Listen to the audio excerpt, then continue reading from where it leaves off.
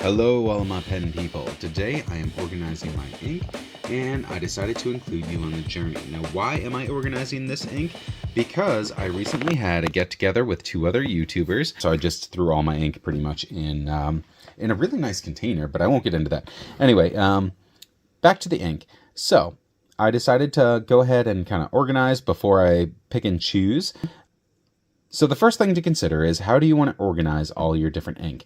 Do you want to do it by brand? Do you want to do it by color? Because those are two very different things, right? At first I thought I'd try to do it by color, right? But then you've got all these different conflicting bottle sizes, bottle shapes. So, you have a very kind of weird assembly if you choose to group by color.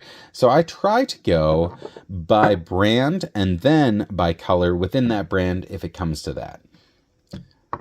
Next thing to consider is, some people just throw these in a drawer and they look at them once a year. However, I have an escritoire, as you can see here. So all of this space is devoted for inks, and inks that I use often. Not all of these inks I use as often as others.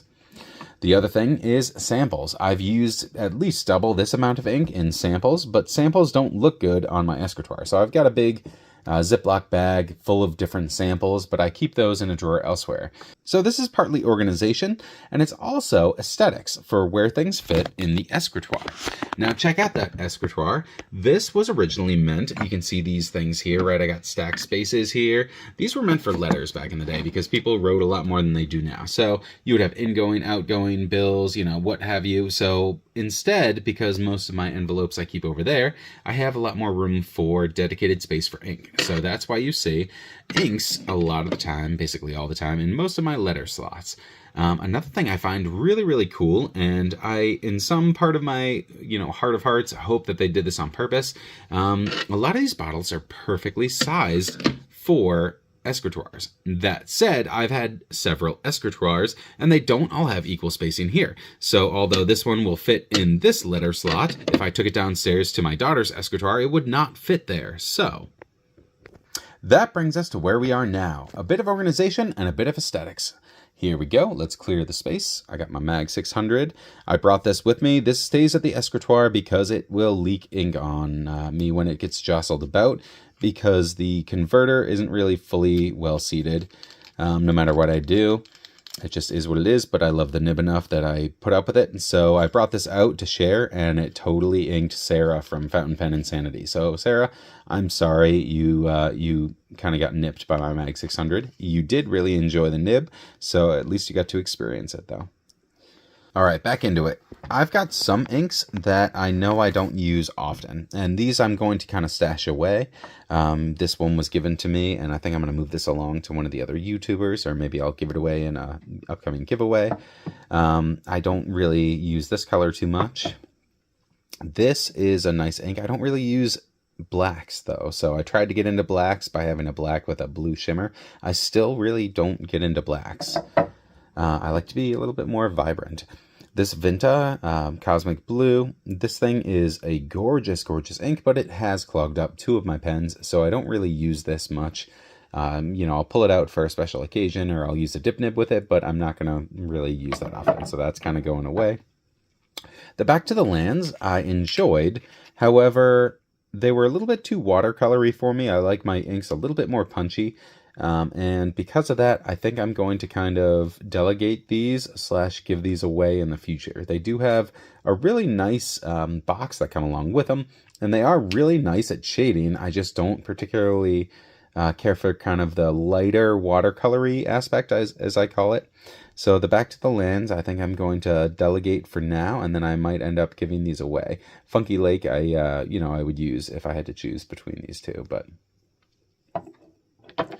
And I've got a sample here, a rather large sample of J. Urban Pearl Noir.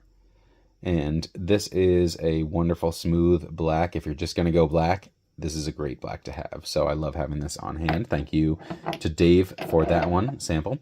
And another one I don't use often, I got this one to prank my friend a couple months ago. I never ended up making that video to share with you guys, but this is a UV ink. I'll get a video about it at some point, but this ink doesn't, if you do it right, it doesn't really show up on the paper until you apply some sort of UV light, and then it glows. So I'll get back to that one, but I don't use it on the regular, so that's kind of be delegated. So these inks are kind of going to a drawer where I don't really have them in, common usage.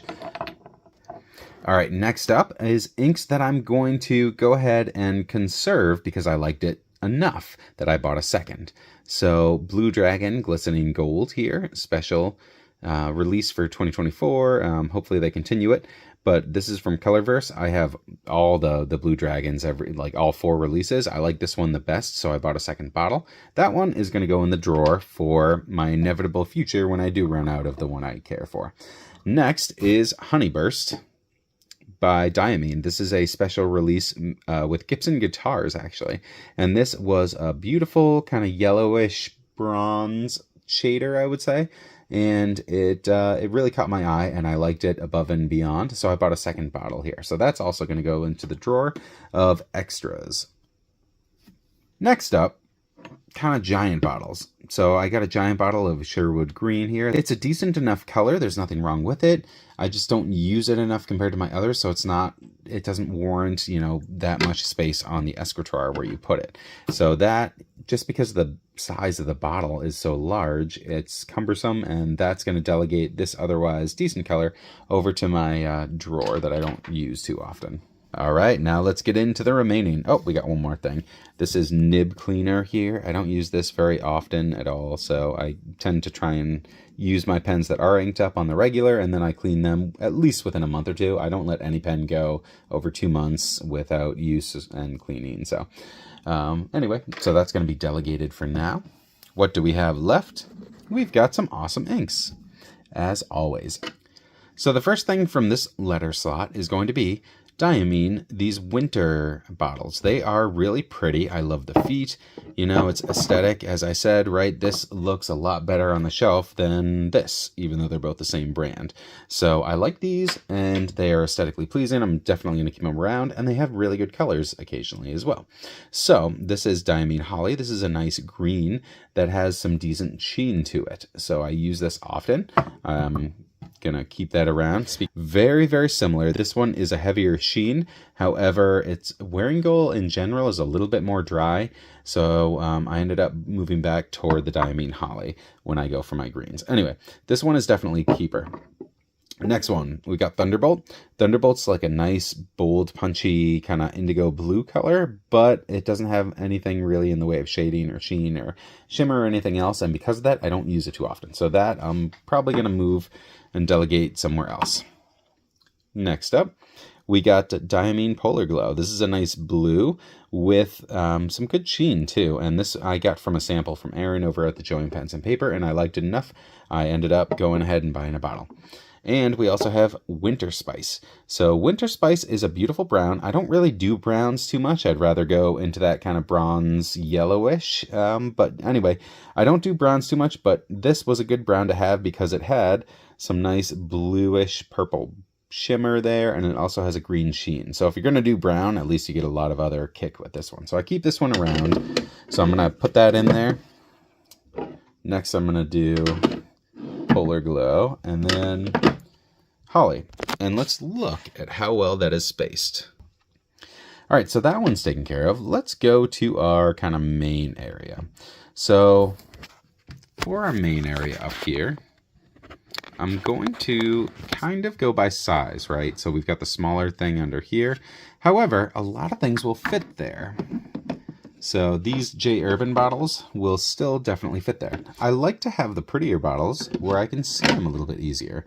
So because of that, even though the J. Urbans will fit down below, I like to keep them kind of up high because I think they look nice. So I'm going to go ahead and I'm going to put my J. Urbans up here.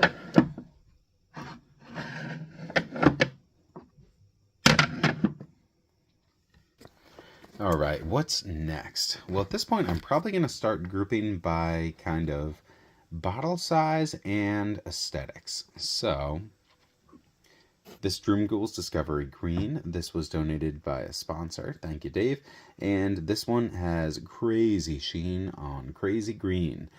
So this one has kind of a big bottle. It won't fit underneath as easy. I'm going to go ahead and kind of put that in the back. I don't use it as much as some of my other greens because it is so heavy on the sheen. It can lead to more potential cleaning issues if you're not on top of your stuff. But it is the best green sheener you can get, really. All right, next up, let's go with other similar size bottles, right? At this point, I've got that space determined by that bottle size. I'm going to kind of go with similar shaped bottles just to save space. So I've got these diamine glass bottles here. This one here helps me when I'm correcting other people's work because it's a nice bright orange and it's got gold, yellow shimmer in there, so it really catches the eye. But I don't use it super often, so that's going there. Blue Pearl, this was donated and I love this one. This is a dark blue with blue shimmer. And I've also got one of my all-time favorite inks. Guys, I've got at least 5 or 10 favorite inks, but this one is my all-time favorite blue if I had to choose. Arctic Blue, and that's a blue with some red sheen, and it's got blue shimmer as well. So that is also going to kind of go up here. But now I'm running into this problem. I don't know if you can see. It doesn't quite fit just because the top is hidden. So at this point, I'm probably going to go back here and just kind of move one ever so slightly askew to give room for the others.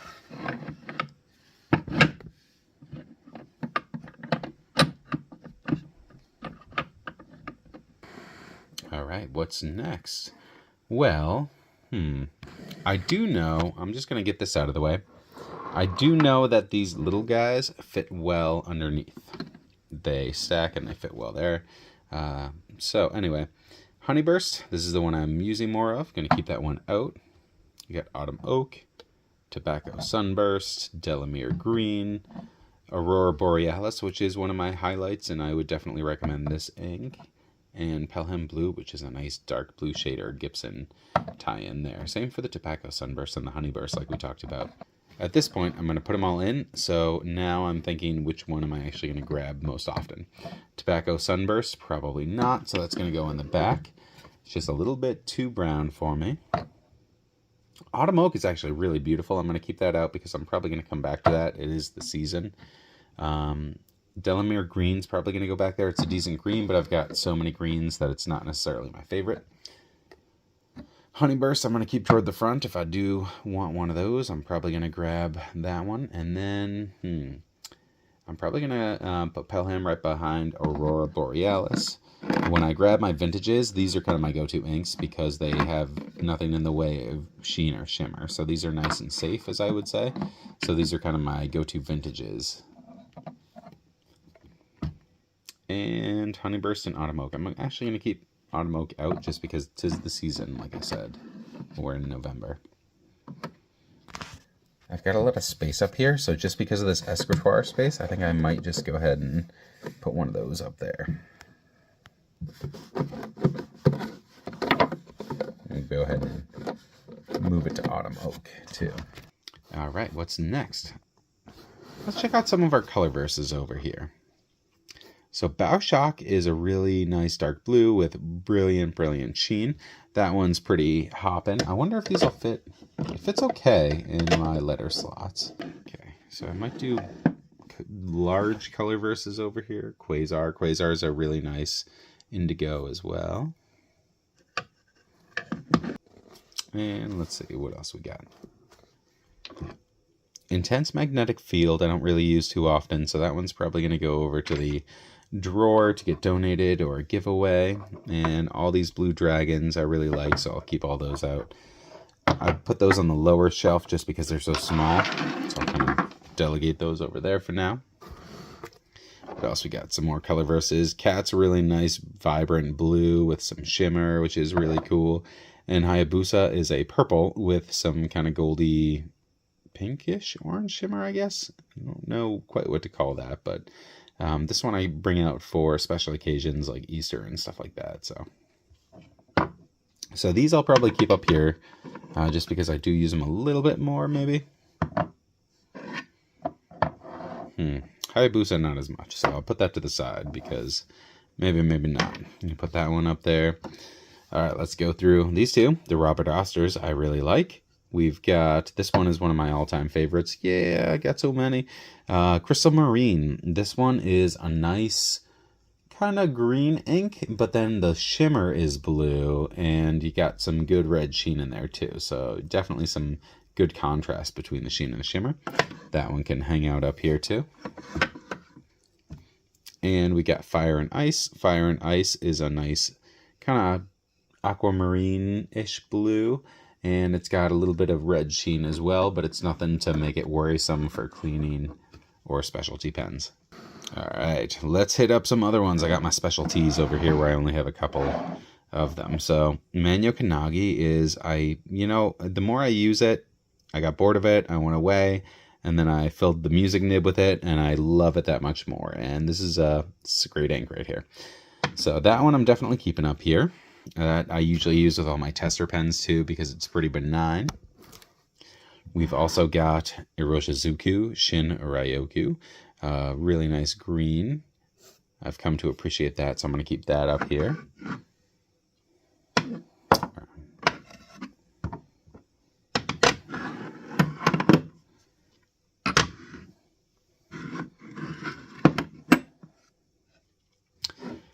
One of the come from behind surprise favorites of the last couple months is Copper Noir by Monteverde. It's a really nice shader, and I did not expect it to be at that price point. However, this has surprised me, and this one is definitely staying around. This one, Ferris Wheel Press Tokyo Blue. I like it, but I don't use it when I ink it up because it's a little bit too much for me. Too much shimmer. And just the blue is not quite what I'm going for, but it is really vibrant, and I still keep it around because I want to love it, and I do love it. I just don't love it enough to use it as much as I should, but I still keep it around, partly because of the aesthetics of the bottle. Look at that bottle. It just looks really good on a shelf, right? So the aesthetics are one of the reasons I keep this one around, and I definitely will ink something up again soon in it, just so I can feel that feel again. All right, I got my Sven's Ink Solutions. Sven is my man. He makes his own ink, and he recently started selling it, and I really dig these inks. They are great shaders. So this one's a purple with almost kind of a goldish sheen to it, and goldish maybe green, but I think it's more gold. And then we've got Maple Syrup, which is a nice kind of dark shader. So these two I enjoy quite a bit, so I'm going to kind of go ahead and keep those at the forefront.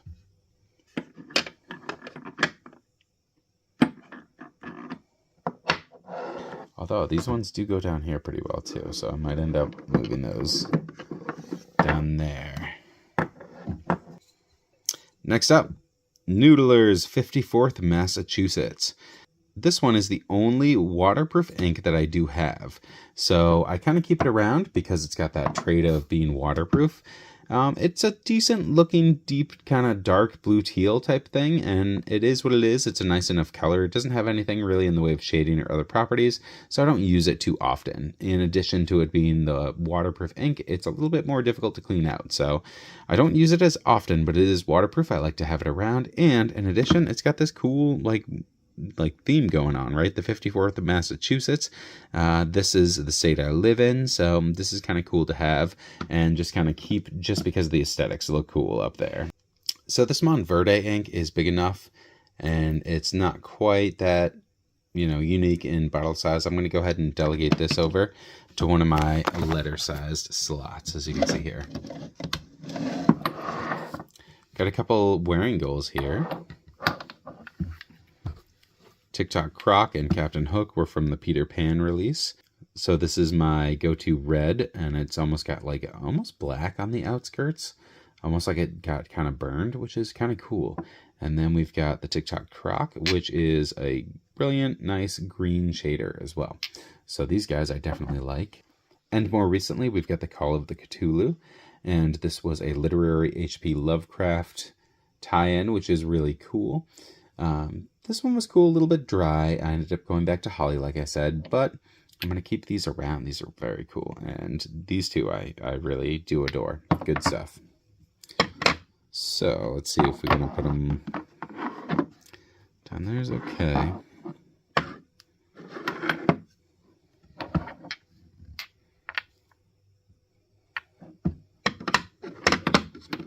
So if you look here, I don't like how it hangs over the shelf.